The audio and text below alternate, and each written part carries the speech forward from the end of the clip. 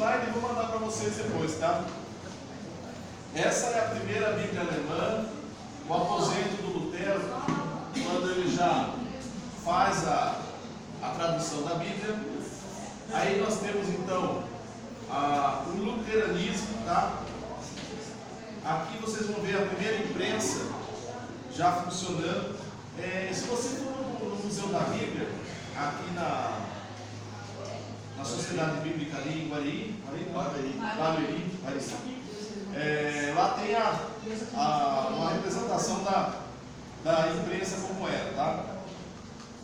Aí vem a reforma calvinista, já com João Calvino.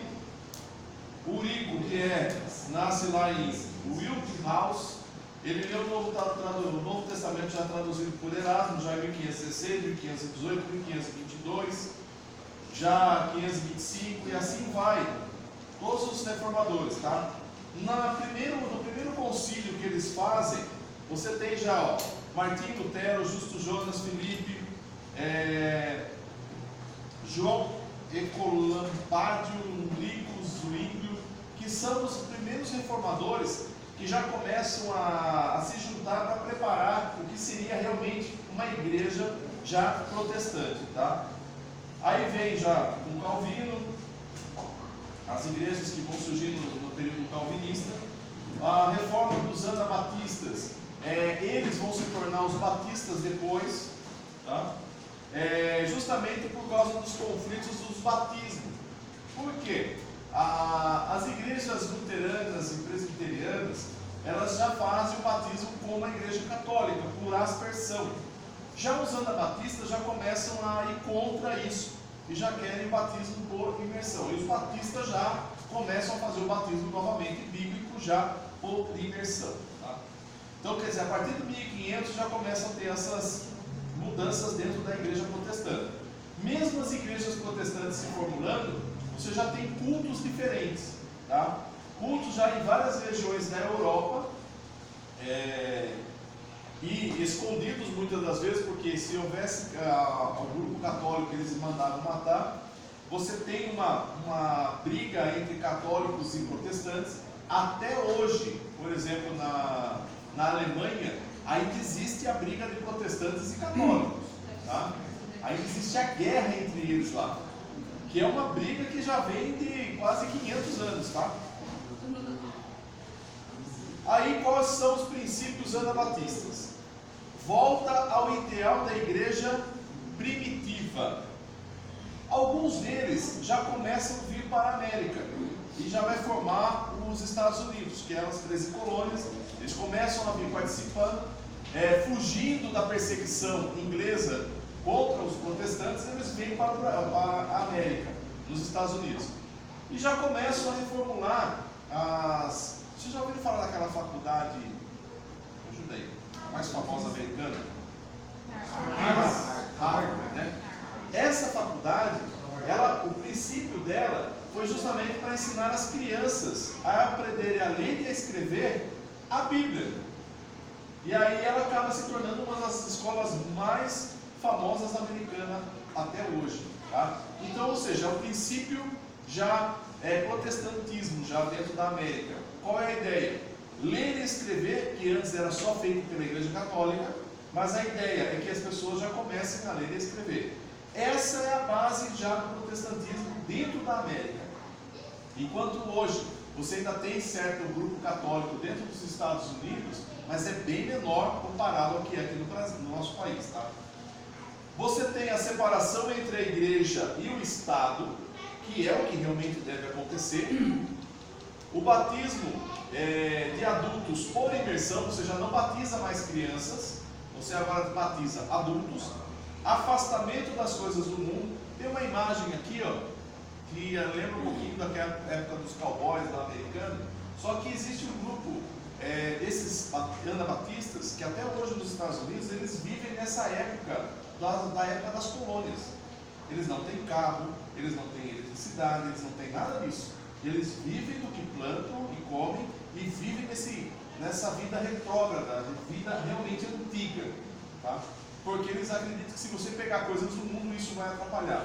Só que há uma pressão religiosa em cima também, realmente difícil. Tá? Para você ter uma ideia, alguns jovens tentam escapar desses lugares para evitar de ficar participando dessas coisas antigas aí. Fraternidade, igualdade, e isso é uma base americana.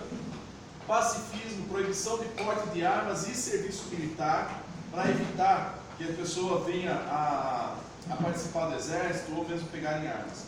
E vida comunitária em colônias agrícolas. Já na reforma anglicana, com o rei Henrique VIII, e uma coisa interessante, que é assim, ele quer quebrar o vínculo com a igreja católica, e principalmente que ele quer largar a esposa que ele tem para casar com outra.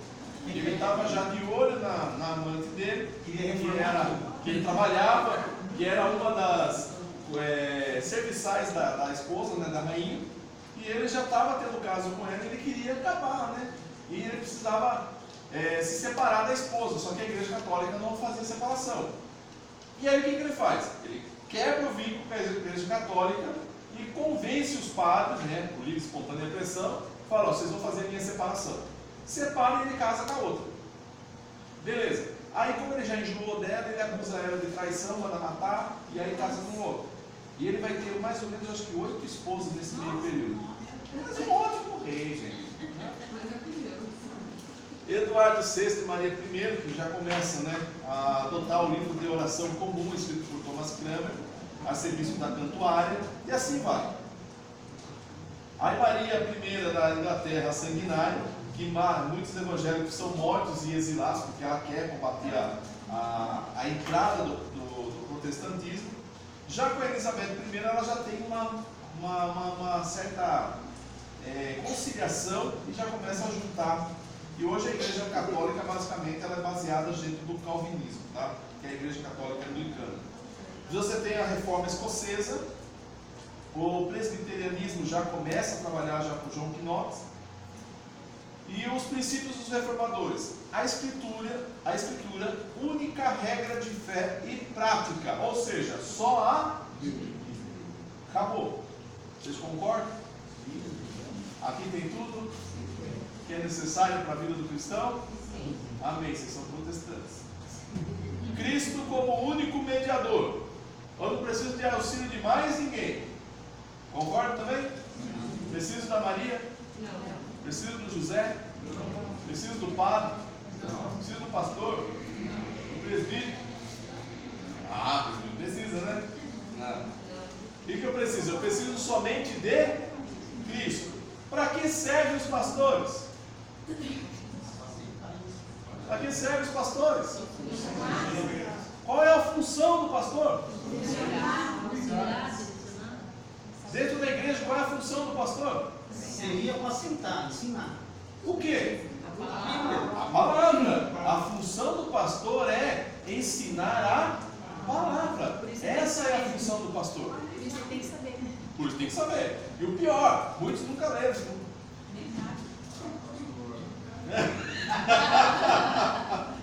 Faz o teste, irmão. Faz o teste. O senhor já está julgando. Não, só faz o teste. Não é julgando, é saber. É só perguntar. Você já leu? Inteirinha. Se ele gaguejar e não responder, filho, infelizmente. Eu falo, infelizmente. Por quê? Muitos não conhecem a escritura, gente. Nem sequer leram o livro inteiro. Não conhece, então não tem como. E a função do pastor é justamente apacentar, orientar, mostrar isso tudo dentro da palavra. Tá? Salvação é pela graça, mediante a... Acabou. Não tem nada que eu faça que eu vou ganhar a salvação. A salvação ela é gratuita. Eu a recebo de graça.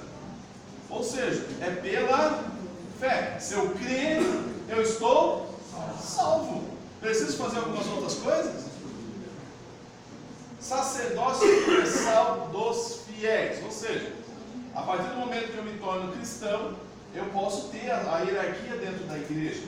Tá? Por quê? Para que servem os diáconos? Servir. O que os diáconos vão fazer?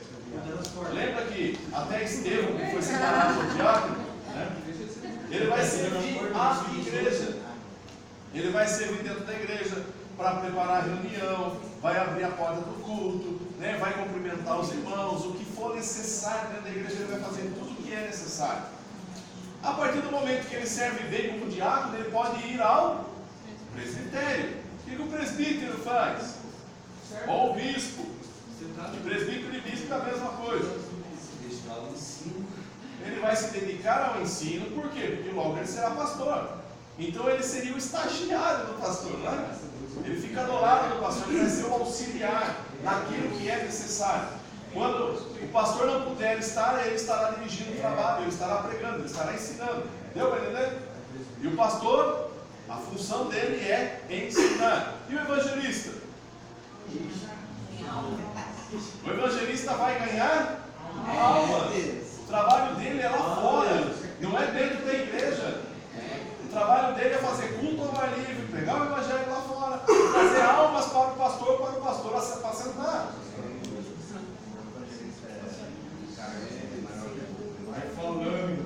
O evangelista está na mesma base do presbítero. Então o evangelista está na mesma base do presbítero. Depende da igreja, depende da denominação. Aí depois que ele se torna pastor, ele vai então apacentar um grupo de pessoas. E o pastor precisa ser casado. Porque como que ele vai orientar casais dentro da igreja? O presbítero e o evangelista até pode ser solteiro, mas pastor não. Ok? E nem divorciado. Nem divorciado. Nem solteiro. Por quê? E viúvo. Né? A viúva é outra história.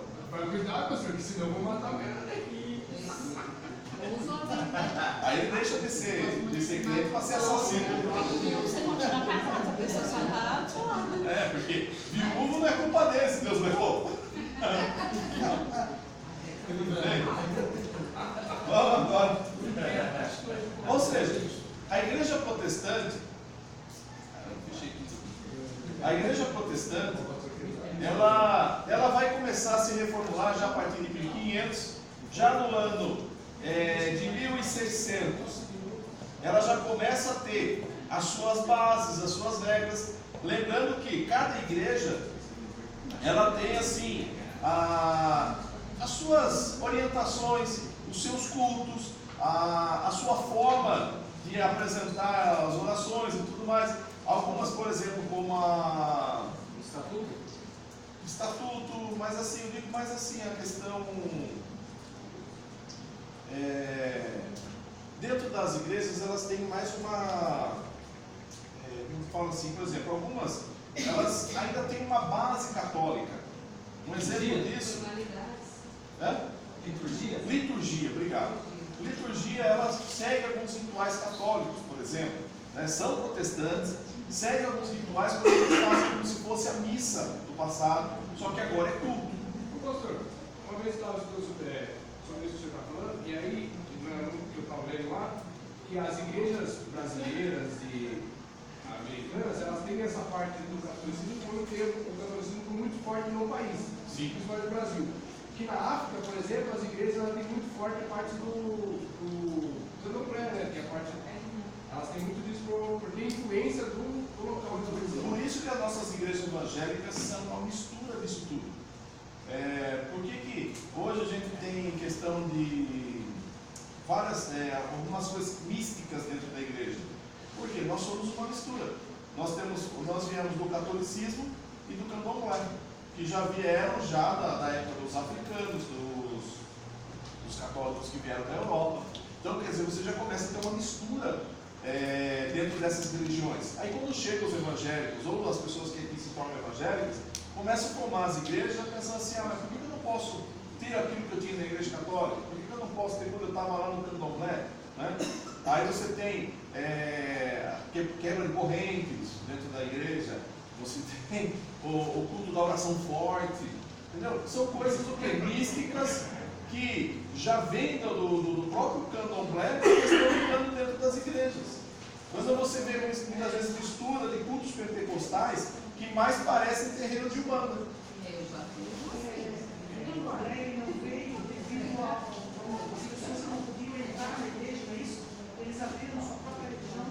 Não, o candomblé, a macumbaria, tudo já veio da época dos escravos. Eles vieram da África trazendo a religião deles. Eu vi isso aí na parte de história, não tem nada a ver com a história. Não, porque assim, acontece que, por exemplo, os escravos que vieram para o país, eles não podiam ir na igreja católica, né? Porque eles eram escravos. Mas nessa época já existia, então. Já, o candomblé e o banda é muito mais antigo até que... Deixa eu voltar. Já começa já no período já da África, né? Os governos africanos, na época, os reis africanos já usavam a questão já do misticismo, já do candomblé e tudo mais. E quando eles vieram para cá, acabaram misturando. Aí misturaram, por isso que tem muita coisa nossa, da nossa cultura, que pertence a essas ramificações. Tá? Aí o que acontece? E a gente sabe que o nosso povo é um povo místico. O povo brasileiro é povo místico. Então, por isso que muitas igrejas fazem essas questões místicas dentro dos cultos, porque sabem que o povo é místico e tenta atrair.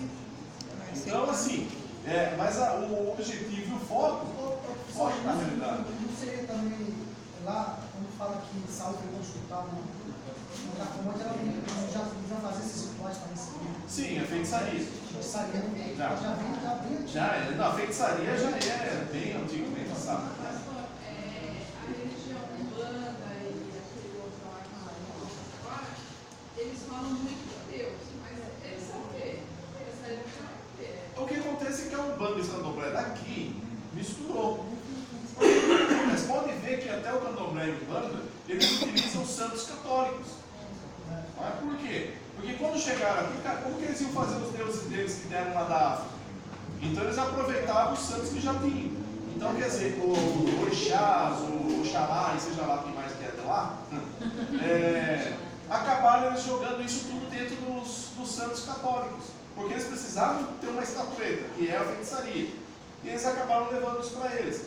Então é uma mistura do que seria. Eles são assim, cristãos, protestantes, né? Mas tem muito cristão umbandista. Tem muito cristão, macumbeiro. Porque quando a gente fala do nosso país ser cristão, ele pega toda essa turma. Por quê? Eles são cristãos. Falam que tem Eles Deus, acreditam em Cristo, acreditam em Deus. Não é? Professor, eles falam também que dentro da religião deles, né, do budismo, a parte de macumbaria, que eles têm a parte boa e a parte ruim. Sim. usa É a como branca e a... que daí eles mexem com a outra parte também, que é a pesada, que faz as macumbas para poder prejudicar a vida do outro tal, e tudo mais. A gente sabe que tudo isso está com envolvimento aos demônios. Isso fica bem claro. Tá? E quando eles recebem espírito, vai receber o espírito do fulano e tal. Esse espírito é tudo demônio. Tá? Então, assim, a questão religiosa nossa, a mistura de religião que hoje está no nosso país, junta tudo isso. Aí o que acontece? Para poder segurar o povo dentro da igreja, eles começam a criar misticismo também. Tá?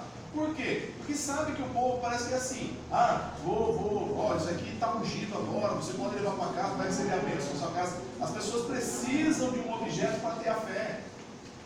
E aí paga-se valor por isso para poder manter esse povo dentro da igreja. E é a realidade, gente. E o que acontece é assim, pode perceber, se não tiver campanha dentro da igreja, quantos que vem no culto? Ou seja, cai o índice de oferta. Eu disse, então vamos fazer campanha. 7 dias de oração, 7 dias, como eu vi esses dias, 7 dias de 21 de clamor forte. Eu falei, clama só 7 dias. Aí tem o primeiro dia que era do salário, o segundo dia da casa, do carro, tem várias. Tem faixa, eles colocam faixa assim. Sexta-feira da. E aí vai, né? A gente já vai falar assim.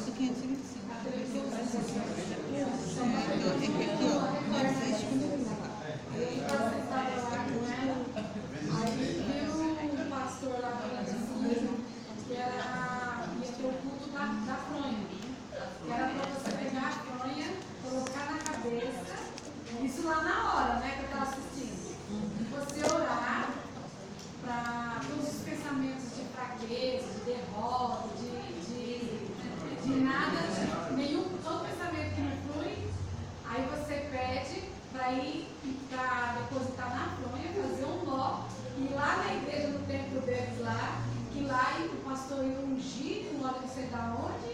desatar o nó. Ia desatar o nó que tudo ia ruir. Israel. Meu Deus.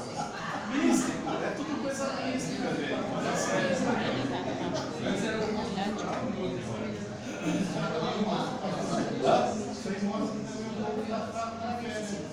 Eu não digo fraco na fé. Tem que ter muita fé para acreditar nisso. Tá interesseiro, né? Mas é interesseiro. Campanha das flores. E aí faz, isso aí você tem N campanhas, N situações que. Onde está a base bíblica para isso? Onde está a base bíblica para isso? Temos? É doutrina? Então, é lixo. Só se vier lá em Macabeu, sei lá. Aí que nem esse dia. Aí a pessoa coloca assim na. E às vezes eu vejo na internet, cara, tá absurdo. As pessoas querem fazer campanha na internet para poder arrecadar, fora as orações que as pessoas fazem. Olha, eu vou estar orando na madrugada, marque o seu nome, e não sei o que. Manda um like que eu vou orar por você. Pastor, mas tudo isso daí na verdade tem. Só que foi o Matias que escreveu, porque não veio à toa, né? Ah, é verdade. Não veio junto, O Matias escreveu. Tá perdido, né? É apócrifo. Vamos lá.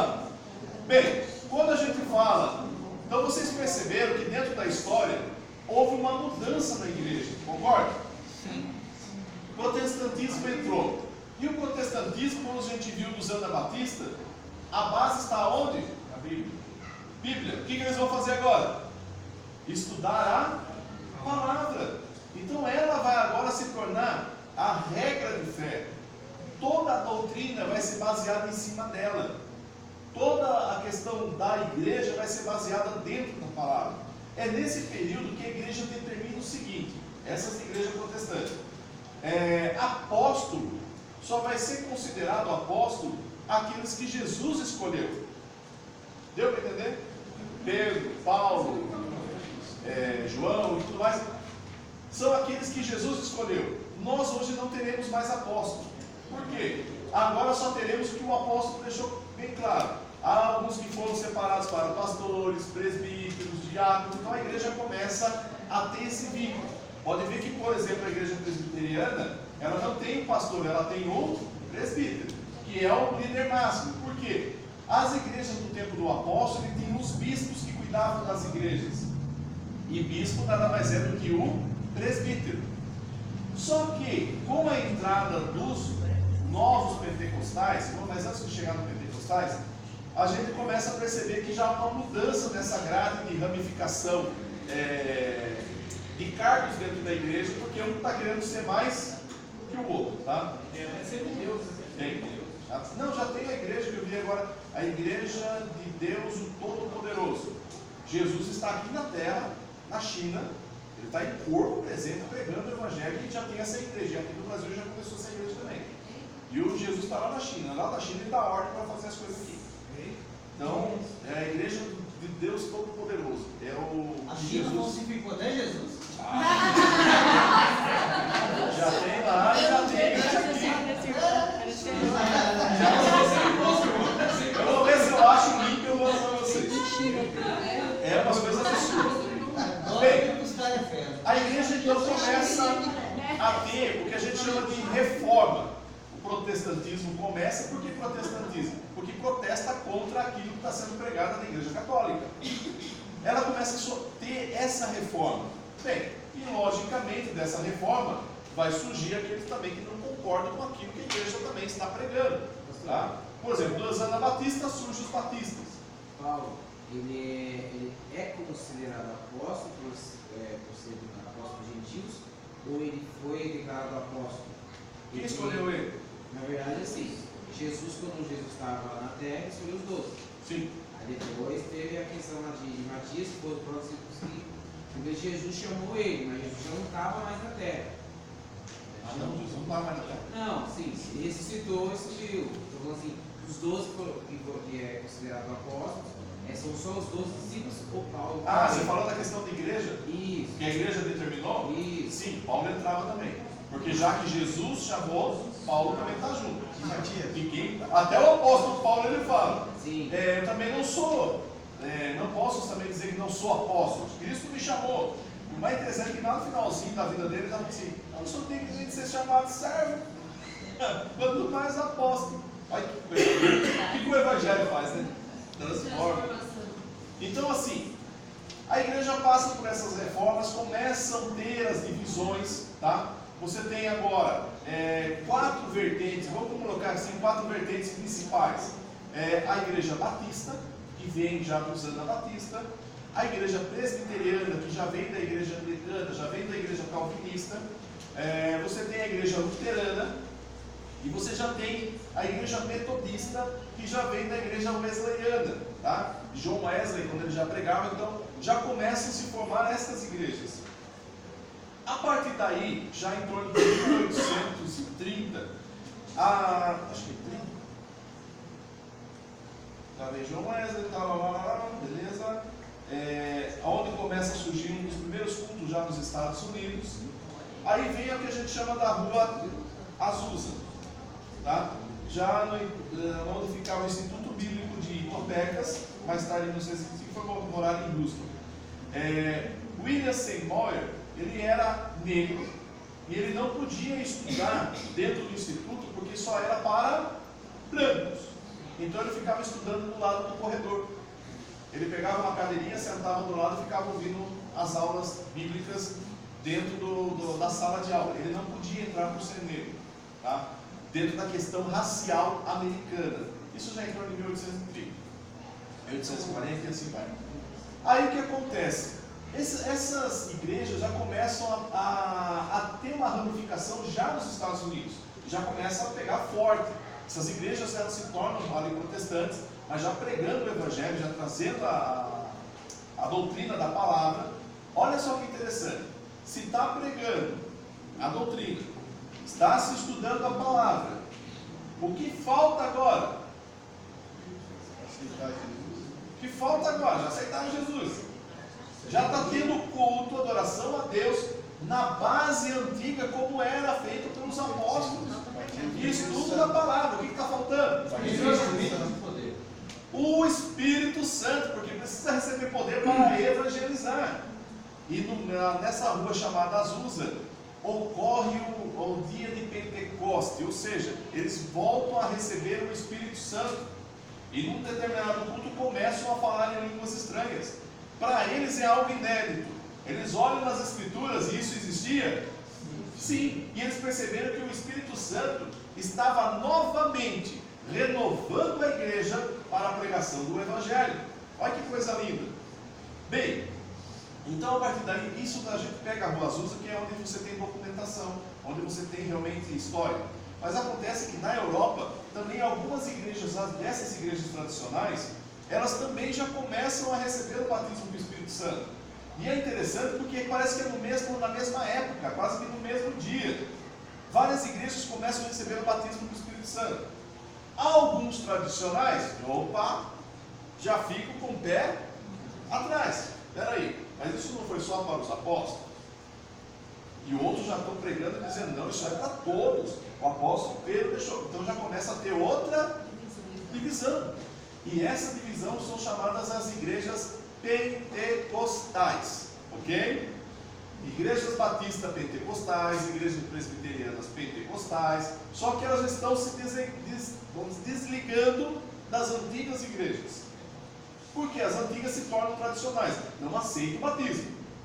Mas as que recebem já aceitam o batismo e já continuam estudando as Escrituras e continua tendo os cultos. Só que agora os cultos você tem o Pentecostes, tá? Lógico, Pentecostes de acordo com a palavra. Como é o Pentecostes de acordo com a palavra? Com decência, com ordem. Quando um fala em língua estranha, o outro já interpreta. Ninguém interpela o outro. E ninguém fala em língua tudo ao mesmo tempo. Ninguém atrapalha o outro, porque a língua estranha ela é para ser interpretada. Se não tiver interpretação, fica quietinho. E isso que acontece já nessas igrejas pentecostais do início do século. Bem, e essas igrejas com o poder pentecostal, qual é o desejo que vem ao coração? evangelizar. Então eles começam então a evangelização. E um dos países que começa ao berço da evangelização é os Estados Unidos. Os americanos começam então o envio de missionários. E esses missionários começam a vir já para o Brasil, já vão para a Europa, vão para a África e começam a se espalhar para todo lugar. Chegam aqui no Brasil. Aí eu vou pegar a história já da igreja Assembleia e a igreja da Congregação. O que acontece? 1910, entram no navio 3 missionários, tá? Luiz Franciscone, que é presbiteriano, Daniel Berg e Gunnar Wigg, que são da igreja batista. Eles entram dentro do mesmo navio, já tinham se conversado nos Estados Unidos. Eles entram porque Daniel Berg e Gunnar Wigg já tinham um pensamento, porque houve uma revelação que Daniel Berg recebeu, que eles deveriam vir para Belém do Pará. E eles pegam o navio já para vir para o país e encontram o Luiz Franciscone, e eles também já começam a se conversar e tudo mais. Chegam no país, Daniel Berg e Gunnar Wigg ficam no Belém do Pará, Franciscone desce para o Rio de Janeiro e vai para São Paulo. E o pensamento dele é começar a igreja presbiteriana em São Paulo, enquanto Daniel Berg e Gunnar Wigg vão começar a igreja batista, quer dizer, vão participar da igreja batista que já estava no país. Lembra que eu falei para vocês, já desde a época do Império, os batistas já estavam aqui. E eles vêm porque eles são batistas. E quando chegam, a batista que está aqui, ela é tradicional. Ela não aceita o batismo com o Espírito Santo. Bem, e eles vêm para cá, como não falam muito bem o português, Daniel Berg e Gunnar Wigg. Daniel Berg começa a trabalhar, enquanto Gunnar Wigg vai estudar o português. Quando chega a noite, um explica para o outro e os dois começam a falar o português. Começam a frequentar a igreja batista e começam a fazer cultos. Num determinado culto de Daniel Berg pregando, de Gunnar Wigg pregando a palavra, a Celina Albuquerque, ela recebe o batismo do Espírito Santo. Segundo os dados já do livro do próprio Daniel Berg, ele diz que ela tinha um problema na fala, ela tinha um problema na boca. Ela foi curada e começou a falar em línguas estranhas. E quando ela começou a falar em línguas estranhas, então a igreja parou. Falou, opa, o que é isso? Aí eles falam, isso é o Pentecoste, que é o que está na palavra. O pastor Batista, que é o responsável da igreja, quando fica sabendo dessa história, numa certa reunião, então quem aqui acredita no batismo com o Espírito Santo? Fica de pé, fica todo mundo de pé. Então vocês, por favor, saiam da igreja. Vocês estão excluídos da igreja. E eles então saem, aí vão para a casa da Celina Albuquerque, que começa então a igreja Assembleia de Deus. Até o Gunnar Wigg que havia uma preocupação em saber qual o nome para pôr na igreja. E o nome Assembleia de Deus já era costume da igreja já nos Estados Unidos, já ter igrejas Assembleia de Deus, já americana, que também já tinha o Pentecostes, que já haviam saído da igreja batista. Então ele traz esse nome para o país. Começa então a igreja Assembleia de Deus já em 1911, aqui no Brasil. O Franciscone está em São Paulo e Rio de Janeiro e começam o ministério da Congregação. Lógico que com algumas divisões. Até Daniel Berg, quando ele desce para São Paulo, ele não tem nenhuma igreja para ficar, ele vai ficar na casa do próprio Franciscone, Luiz Franciscone. Quando chega lá, ele percebe que o Franciscone gosta de um vinhozinho, né? E as mulheres gostam de ter que usar véu. Aí ele falou, então não dá para a gente ficar junto. E aí então não tem já tem essa separação entre eles. Já o Gunnar Wigg, ele fica no Belém, a igreja Assembleia, o Daniel Berg foi o mais responsável, assim, da evangelização do país. Ele sai de Belém do Pará e vem parar em São Paulo, pregando o Evangelho. E como a igreja não banca, ele vende Bíblias e vai pregando o Evangelho e pregando Bíblias. E o mais interessante, já no ano de 1938, a igreja então já começa a ter um porte. Estou falando isso dentro da igreja Assembleia de Deus. A igreja já começa a ter um porte maior, já começa a ter pastores, já começa a ter um desenvolvimento maior, as igrejas já começam a ser construídas e tudo mais. Ela está pregando o Evangelho, pode ver que a Assembleia de Deus se encontra em vários lugares do mundo, né? E também no Brasil você encontra em qualquer cidade que você vai encontrar uma Assembleia de Deus. E aí ela começa a ter esse desenvolvimento em uma igreja pentecostal. E aí a separação dos dois. Gunnar Wingre, ele fica como responsável da igreja, ele monta o primeiro jornal evangélico no país, que é o Semeador, e a igreja começa a crescer. Só que os pastores que começam a ser separados, já começam a servir juntamente com o Gunnar Wingre, já começam a crescer o olho, justamente porque a igreja começa a render. Só que Gunnar Wingre, ele ainda se baseia na palavra, e ele não aceita qualquer mudança. Bem, para evitar isso então, como ele fica doente, ele pega a febre amarela, malária, ele então tem que voltar para a Suécia. Então quando o Gunnar Wingre volta para a Suécia, ele já não pode voltar mais. A igreja já não o permite mais, porque agora já tem um pastor responsável que não quer mais os missionários de fora. Deu para entender? Beleza, Gunnar Wingre morre na Suécia. Só que a esposa de Gunnar Wingre, que é a Frida Wingre, ela quer voltar para o Brasil, porque ela já tinha uma escola dominical voltada para crianças, e ela ensinava a palavra. E ela está para voltar para o Brasil. Aí o pastor brasileiro entra em contato com o pastor da Suécia e falou: viu, pelo amor de Deus, não deixa essa mulher passar para cá. Ela é pega no embarque do navio, que ela vinha para o Brasil. E ela foi pega no embarque do navio, e como ela relutou muito, ela foi internada no hospício. E morreu internada no hospício. Frida Wingre. Foi até, assim, a igreja não conta essa história, né? Porque é uma história realmente triste. O mais triste é o pastor responsável hoje da igreja, hoje não, né? Que era antigo, receber a Bíblia do próprio Gunnar Wingre, né? A Bíblia do Gunnar Wingre, receber, que estava lá na Suécia, o filho veio trazer, em homenagem aos 100 anos da Assembleia de Deus, e falar: não, porque a gente sempre apoiou os missionários, sempre ajudou os missionários, né? Gunnar Wingre e Daniel Berg sempre receberam o apoio da Igreja Assembleia de Deus. Mentira! Daniel Berg, ele era rejeitado dentro da Assembleia de Deus. Para você ter ideia, ele nunca deixou de pregar o Evangelho. Daniel Berg sempre continuou pregando o Evangelho por onde ele ia. Ele não parava, a igreja não o ajudava em nada. Um dos fundadores da igreja. Eu falo isso porque eu sei da história justamente por causa do meu avô. Meu avô era pastor da Assembleia de Deus aqui em Sorocaba, e ele recebia Daniel Berg na casa dele.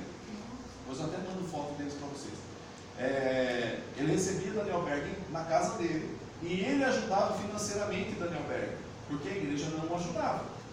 Então, e Daniel Berg não parava. E com a história, a gente sabe da história de Daniel Berg, que tem nos livros dele e tudo mais, e também dentro de alguns livros a parte da igreja, porque o da igreja sempre vai seguir da forma que eles querem. A gente tem outros livros, até tem um amigo meu que ele é historiador também, e ele montou um Facebook para contar a verdade da história da Igreja Assembleia de Deus. E aí, no determinado dia, ele me mandou uma mensagem: você acredita que bloquearam meu Face? Eu tive que montar outro. E aí, beleza, montou outro, bloquearam também. Eu falei: mas não é possível. Por quê? Porque quando você começa a falar a verdade, vai mostrar a verdade, quem quer saber? Então a igreja, logicamente, vai cortar. E aí o que acontece? Não estou tirando, gente, pelo amor de Deus, a benfeitoria que a igreja faz. Tá? Por exemplo, que a gente sabe que a Igreja Assembleia de Deus hoje, ela faz coisas boas, provavelmente tirando pessoas da rua, não é? As pessoas aceitando Jesus, tendo uma vida transformada, tem várias coisas da igreja que também ela apoia e tudo mais. Tirando tudo isso, a gente está falando da questão histórica, tá? Daniel Berg, quando já está com seus quase 80 anos, ele é internado no hospital, ele já está bem debilitado. E quando, isso dentro da próprio livro que o filho dele conta, e quando a enfermeira chegou no quarto para poder fazer a medicação para ele, e isso já em torno de 1960, 1970, quando vai fazer a medicação, cadê Daniel Berg? Ele não está lá no quarto dele. E aí começa a busca por dentro do hospital. Ele estava indo de quarto em quarto orar por todos os enfermos que estavam dentro do hospital e falando. Daniel Berg, ele tinha apenas uma mensagem, que era: Jesus salva, cura e batiza com o Espírito Santo e leva para o céu. Esta era a mensagem de Daniel Berg. E ele prega o Evangelho e assim vai até que ele morre. Depois foi trasladado, ele foi levado para a Suécia e vai enterrado. Essa é a história da Assembleia de Deus.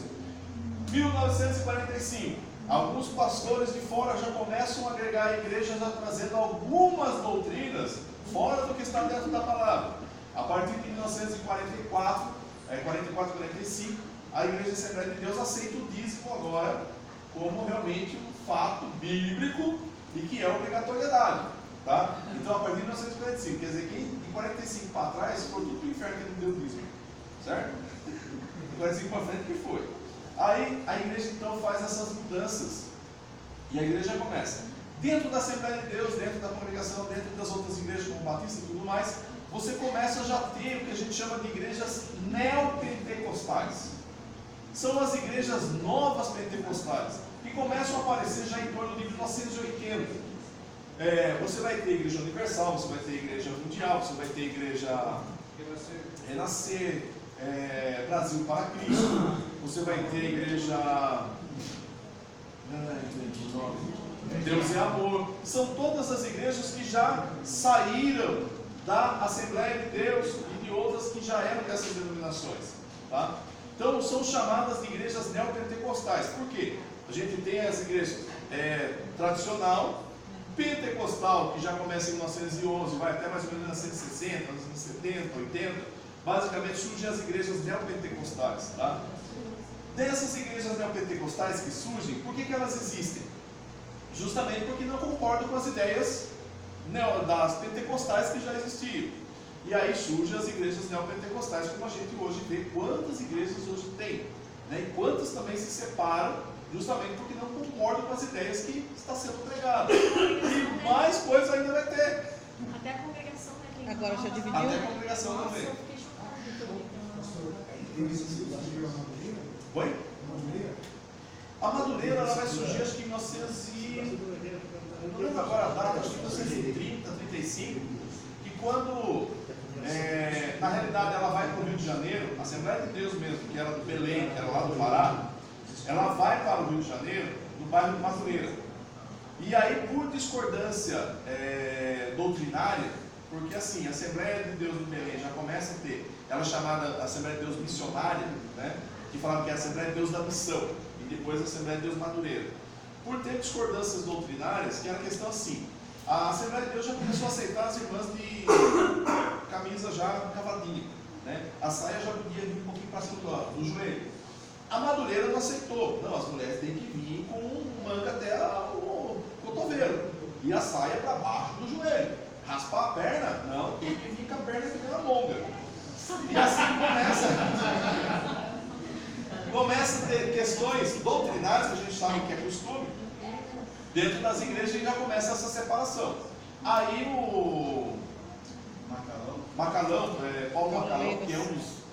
Que é assim, se você pegar a harpa cristã, vai estar lá o PLM, Paulo Leivas Macalão. Ele que fez a tradução de vários hinos. Na realidade, ele não traduziu muito, não. Ele só pegou de outros que traduziram e colocou o nome dele. Tá? Quando houve a separação da harpa cristã.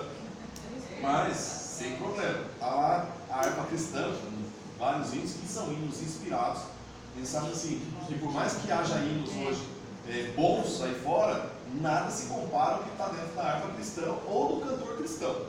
Porque foram hinos realmente inspirados que as pessoas se dedicaram a escrever. Hoje, não visava lucro, né? Os hinos da harpa não visavam lucro. Não visava, a questão era espiritual. Né? Hoje já tem tanta coisa que, infelizmente, o gospel. Aí beleza, dentro dessas igrejas neopentecostais vão surgir outras igrejas e fazendo agregações de outras questões doutrinárias, questões espíritas. Você tem já a igreja evangélica espírita, que é a LBV, a Legião da Boa Vontade. Ela é evangélica, só que é espírita. Junta, não é? Você tem aí várias denominações que começam a se agregar. Lógico, cada um faz a sua parte. O que eu vejo? Nenhuma igreja é perfeita.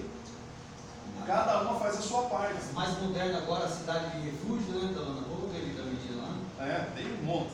Então assim, as igrejas, cada um faz a sua parte, cada um prega aquilo que realmente acredita. Mas a gente percebe que assim, o evangelho está sendo espalhado. A do irmão Aldo, né? É católico, Quem? O Alto, Álvaro? Alto. Alto? É, vocês vão precisar de. Fica ali na final do é apostólico. Achei que ele é evangélico e foi uma mistura. Ah, mistura, já. É porque tenta buscar as raízes da antiga, né? Então, assim, vocês vão ter aí o mais variado de religião. Aí eu pergunto, qual delas é a perfeita? Nenhuma, gente. A gente percebe isso lá no Apocalipse, as 7 cartas. Não é? Nenhuma igreja perfeita. Só que dentro de cada igreja a gente sabe que tem aqueles que não se misturam e que ainda seguem a palavra. Agora, a igreja perfeita é aquela igreja que será arrebatada. Qual denominação será arrebatada? Graças a Deus, denominação nenhuma será arrebatada. É tiquinho daqui, É o tiquinho tiquinho. dali. A igreja do tiquinho. Tiquinho daqui, tiquinho dali, tiquinho de lá. Não, Tiquinho não, Tantos quanto a areia da praia.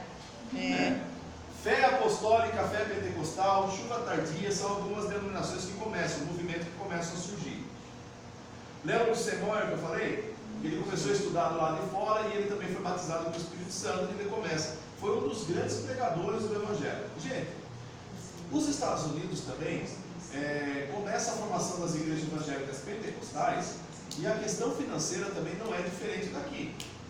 Cada coisa absurda que começa a ocorrer. Um exemplo disso, não sei se vocês já ouviram falar de Jimmy Swaggart. Sim. E ele, com mais um outro pastor, foram assim, um dos grandes evangelizadores da TV mundial. Né? Eles pregavam o evangelho, vieram para o Brasil e tudo mais. Só que por trás havia muita coisa escondida. Por causa de tentar pegar pegar o canal do outro de televisão,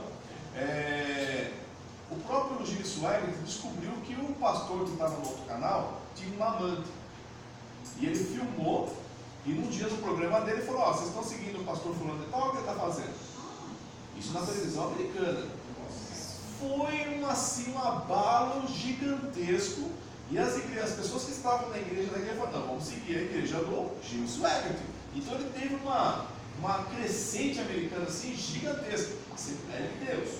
Tá? Foi assim gigante. Aí o outro pastor também não deixou quieto. Falou: vamos ver o que tem o outro por trás. E descobriu que ele tinha uma rede de prostituição. Era um mostrando o pecado do outro. Gente, aí foi uma quebra naquela época. Assim, vergonha. A Igreja Assembleia de Deus aqui no Brasil tinha acabado de receber o homem aqui, fechou um estádio, né? Foi um culto evangélico abençoado, várias pessoas aceitando Jesus. De repente vem essa pancada, uma situação assim, quer dizer,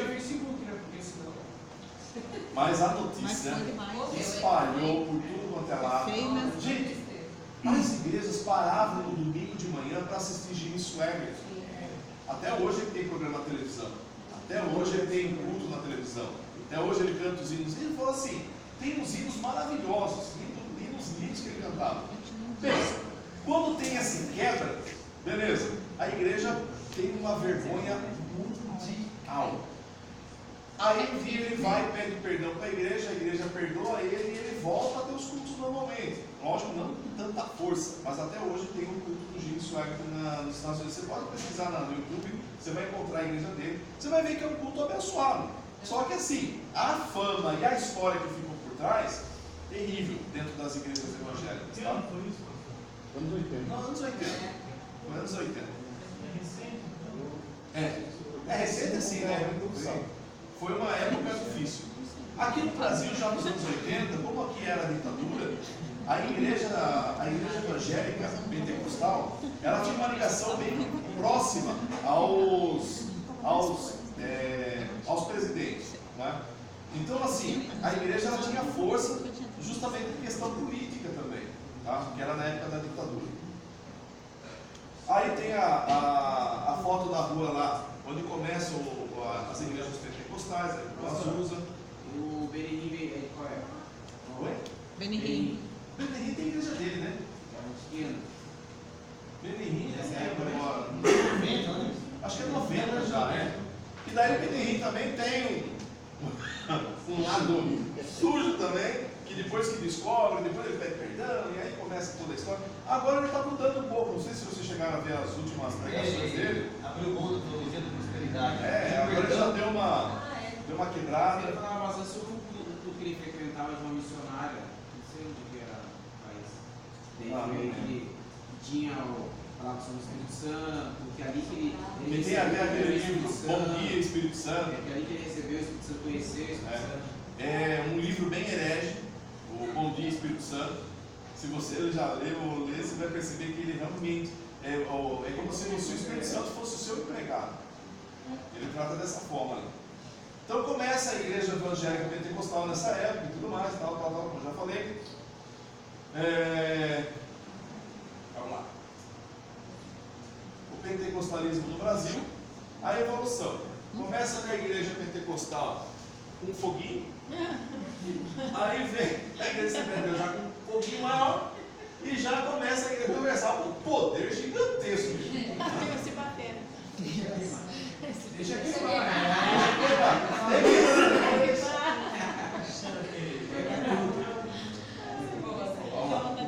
O movimento pentecostal chegou cedo na América Latina, Chile e Brasil. Inicialmente cresceu um pouco por causa da questão religiosa católica que aqui estava. E a partir dos anos 50 o crescimento é pesado justamente por causa, aqui no nosso país, por causa da ditadura. Porque assim, a ditadura ela quebra muita coisa do catolicismo e se apoia. Um exemplo disso foi Getúlio Vargas, que quando começaram os evangélicos a pregar no meio das praças, alguns militares foram falar com Getúlio Vargas e disseram o seguinte: viu, os evangélicos estão pregando nas praças, o que a gente faz? Ele falou: não deixa, que antes esse povo se converta. Então, quer dizer, a igreja ela tinha uma abertura maior. Tá? A primeira onda começa de 1910 a 1950, né? As duas igrejas pioneiras, Congregação e Assembleia de Deus. A Assembleia de Deus foi a que cresceu numericamente, geograficamente, foi gigante o trabalho dela. A congregação ela se baseia mais na colônia italiana, porque o Luiz Franciscano que era italiano, e domina o campo pentecostal por 40 anos. Por mais que houvesse, assim, a gente falar que dominou total, não foi, porque a gente sabia que tinha igrejas que já tinham as suas divisões, mas assim, de uma forma geral, você só via as duas. A segunda onda começa em 1950, da Igreja do Evangelho Quadrangular, que foi formada por uma mulher. Ali o Brasil para Cristo em 55, a Igreja Deus e Amor em 62. A Brasil para Cristo tem uma história interessante, que era o Manuel Ferreira, não é? Manuel de Melo. Manuel de Melo, ele saiu da Assembleia de Deus por não concordar com as ideias da Assembleia de Deus. Mas assim, quando Manuel de Melo um dia, ele foi fazer uma visita agora não lembro se foi já o pastor Zé Wellington ou se foi o pastor Cícero Canuto. Ele foi fazer uma visita ao pastor Cícero Canuto, que já era o pastor presidente da Assembleia de Deus. E o Cícero Canuto pegou e falou assim: viu, por que você não volta de novo para a Assembleia? Falou para o Manuel de Melo. Aí o Manuel de Melo falou assim: a gente podia até voltar, sem problema nenhum. Se você quiser, a gente volta. Só que eu volto como pastor. Aí o pastor Cícero Canuto falou: não, você fez rebeldia, não tem como voltar como pastor. Eu falei: então deixa quieto. Continuava a amizade, mas separadamente, tá? Isso porque meu pai participou da conversa. Meu pai sempre tinha essas histórias. A principal ênfase era a cura divina, como ainda é, né? Contexto social, aceleração do processo de urbanização, uso do meio de comunicação em massa. Pode ver que a igreja surge o rádio. O rádio é do diabo, não pode ter rádio. Mas quando começa a ter culto no rádio, não, agora você pode ter rádio. Surge a televisão é do diabo, não pode ter televisão. Aí quando a igreja começa a fazer culto, agora você pode ter televisão. A internet surgiu, não pode ter internet, a internet é do diabo. Depois que começa a ter culto na internet, agora você pode ter internet. Eu lembro uma vez que perguntaram na rádio: pastor, a televisão é do diabo? Isso já no ano de 1980. Aí o pastor respondeu: irmão, é o seguinte, se ele pagou todas as prestações em dia, é dele. Se não, não.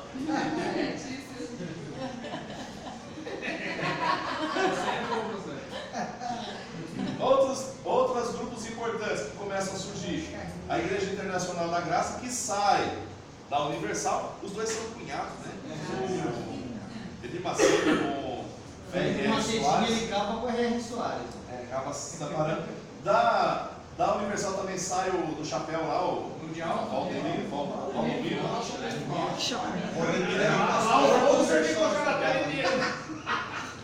A comunidade Sara Nossa Terra. Essa época, quem passou pela época de 1980 lembra dessas novas igrejas que começavam a surgir.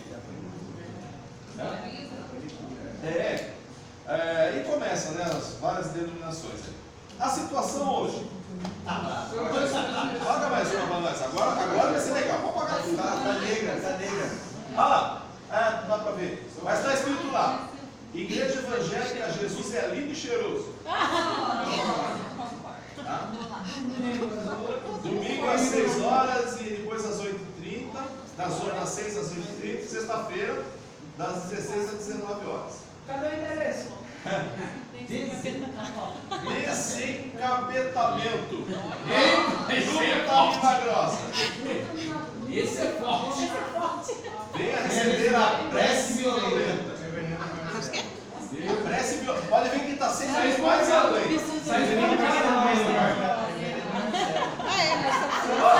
Deveria Marcelo Vendo.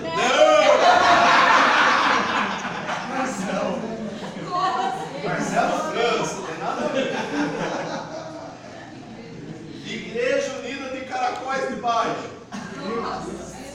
Ficou feia, né? É que o cara faz debaixo da cidade. Caracóis de Baixo é o nome da cidade. Aí ele colocou Igreja Unida porque quando vai para outra cidade fala, é da lá de Caracóis de Baixo. Mas só que fica um negócio meio estranho, né? Sessão espiritual.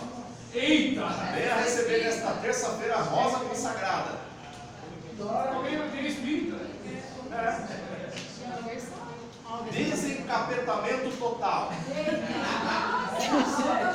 Se você é vítima de olho gordo, inveja, doenças incuráveis, vícios, dívidas, miséria, solidão, infeliz no amor, cisma de que foi vítima de trabalhos de feito na macumbaria, bruxaria, feitiçaria, e nada dá certo, venha receber a prece violenta, e seja liberto de toda a opressão.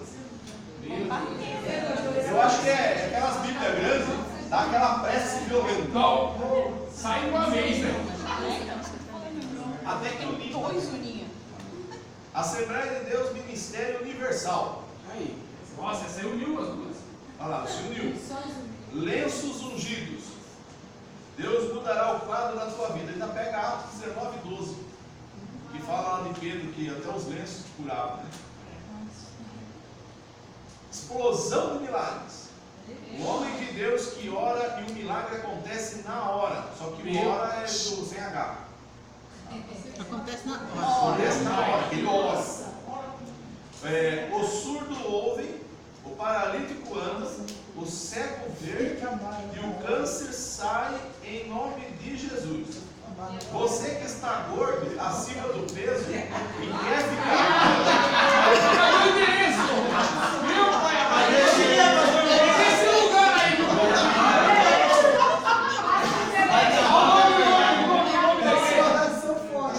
O homem de Deus ora, vai colocar H. E a pessoa fica magra na hora.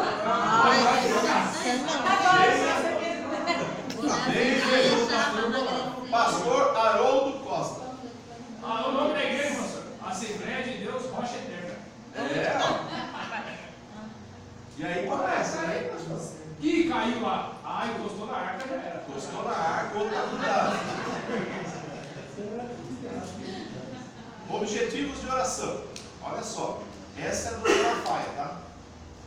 Primeiro, programa em rede nacional aos sábados à tarde. Então tem que ter um programa de sábado à tarde. Tem que orar para uma rede nacional uma vez por semana à noite. Equipamentos para grandes cruzadas, som, palco, iluminação, geradores, caminhões, etc. Programa de televisão dublados em espanhol, inglês, na América Latina e diversos países do mundo.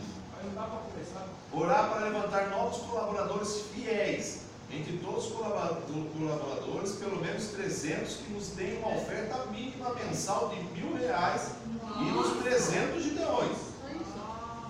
E uma sede própria para o nosso ministério. ministério. Mas nem sempre tem, então por que está tendo isso aí? Um avião executivo que permita nos deslocamentos com agilidade para realizar a obra de Deus. E orar pelo pastor Silas Malafaia e sua família. Sabonete com extrato de arruda. Oh, misericórdia. Estrela de Davi. Estrela de Davi. Vai comprar um Zé Pastor vender. A filha do pastor Mena quer vender de Aí novo. vamos para 1 Coríntios capítulo 14, verso 1 a 32. Pastor, nós estamos essa daí galopando para o céu. Só Deus está. Tem essa igreja galopando para o céu. Coisa do capeta.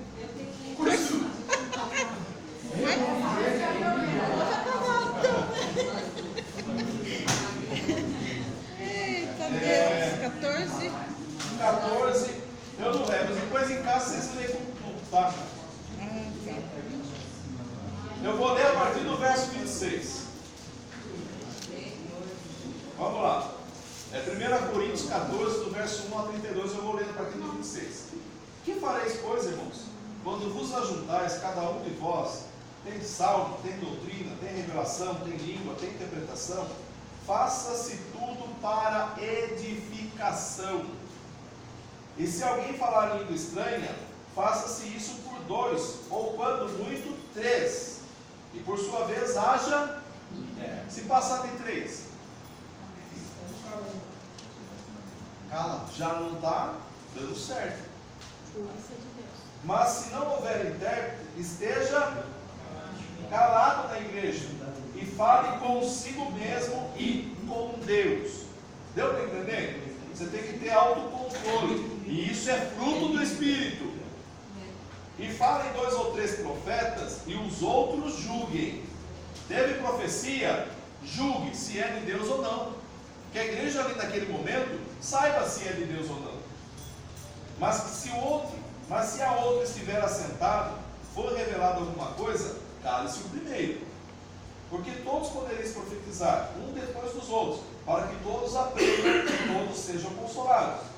E os espíritos dos profetas estão sujeitos aos profetas. Porque Deus não é Deus de confusão, senão de paz, como em todas as igrejas dos santos. Amém? Fechou?